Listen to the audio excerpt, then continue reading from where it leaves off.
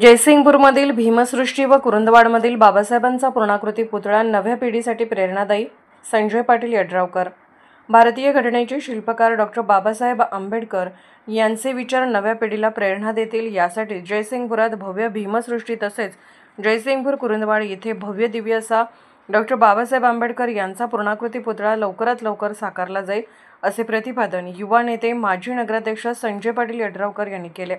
नुकतेच कुरुंदवाड येथे डॉ. बाबासाहेब आंबेडकर यांच्या पूर्णाकृती पुतळ्याचा स्लॅब पूजन व शुभारंभ प्रसंगी संजय पाटील यड्रावकर बोलत होते. पुतळा उभारणीसह बांधकामासाठी आमदार राजेंद्र पाटील यड्रावकर यांच्या निधीतून तब्बल 50 लाख रुपयांचा निधी मंजूर झालाय.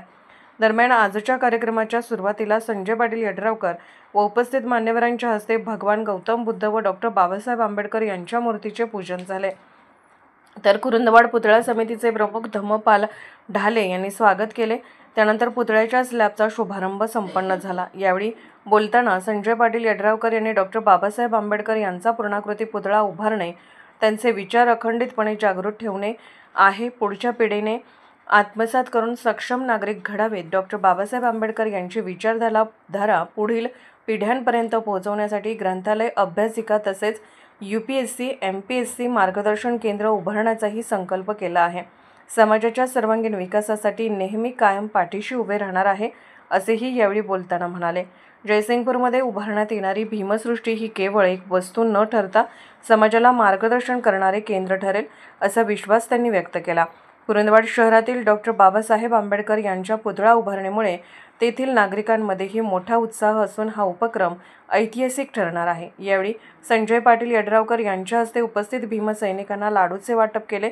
यावेळी कार्यक्रमस्थळी जय भीमच्या घोषणांनी वातावरण दणाणून गेले होते.